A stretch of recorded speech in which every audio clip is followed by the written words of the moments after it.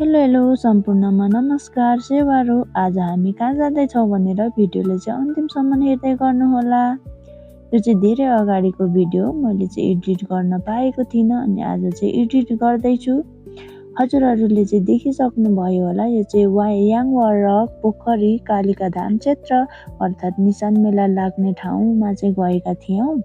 भाउजू चाहिँ पानी खाने भन्दै हुनुहुन्थ्यो अनि त्यस पछाडि उहाँ चाहिँ पानी खाँदै हुनुहुन्छ अनि हामीहरू चाहिँ भित्रतिर गयौँ। भित्रतिर जाँदाखेरि चाहिँ स्प्रिङले पुरा पानी चाहिँ माथितिर उडाइएको रहेछ। अनि त्यस पछाडि यहाँ चाहिँ धेरैजना हुनुहुन्थ्यो, फोटो भिडियो खिच्दै हुनुहुन्थ्यो।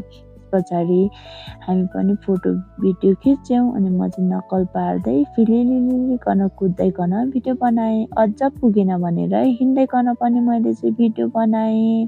त्यस पछाडि चाहिँ हामीहरू चाहिँ कालो पानीतिर लाग्यौँ। कालो पानीमा चाहिँ यति धेरै किन भिड भनेर सम्झिँदै हुनुहुन्छ होला हजुरहरूले।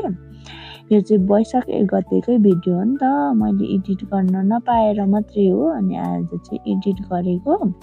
अनि हामीहरू चाहिँ यहाँ पुगेपछि चाहिँ यस्तो चिसो थियो नि त्यहाँनिर। अनि ल फर्स्टमा हामीहरू चाहिँ खाजा खाने भनेर चाहिँ पेट पूजा गर्नु पर्यो भनेर चाहिँ हामीले चाहिँ ब्यागमा बोकेर लगेको सामानलाई चाहिँ निकालेर पुरा चटपटे बनाउन थाल्यौँ। यहाँनिर चाहिँ नन्द भाउजूले चाहिँ चटपटेलाई चाहिँ बनाउन थाल्यौँ। अनि त्यस पछाडि हामीहरू चाहिँ मिठो मिठो गफ गर्दै, कति धेरैजना आउनु भएको रहेछ त भन्दै हाँस्दै थियौँ हामीहरू चाहिँ।